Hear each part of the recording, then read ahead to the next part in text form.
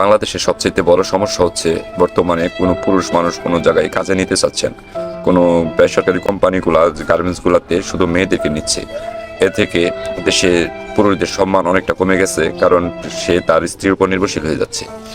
আর প্রতিটা স্ত্রী তার স্বামীর প্রতি যে সম্মানটা আগে ছিল সেটা আর এখন করে না, কারণ এখন তার স্বামী তার উপর নির্ভরশীল।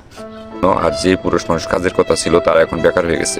আর বেকার থাকলে মানুষের মাঝে অনেক কিছুই ফিল করে, অনেক বাজে চিন্তা ভাবনা মাথায় আসে। যেহেতু তার সম্মান নাই, সে কী করবে, অনেক সময় অনেক বাজে কাজের সাথে লিপ্ত হয়ে যায়। আমি আশা করব সামনে যিনি সরকার গঠন করবেন বাংলাদেশে, তারা এই বিষয়টা একটু খেয়াল করবেন, যাতে শ্রম আইনে পুরুষদেরকে বাধ্যতামূলক কাজ করার একটা ব্যবস্থা করা হয়। নারীরা করতেছে, তারা করুক, সমস্যা নাই, কিন্তু নারী পুরুষ যাতে কাজের ক্ষেত্রে সমান থাকে, যে 5 জন নারী নিলে 5 জন পুরুষও নিতে হবে, এরকম যাতে একটা নিয়ম করে বাংলাদেশ সরকার, তাহলে আমার মনে হয় দেশের জন্য ভালো হবে। এবং বাজে কাজগুলো, সন্ত্রাস, চাঁদাবাজি, ছিনতাই, এগুলা কমে যাবে অনেকটা।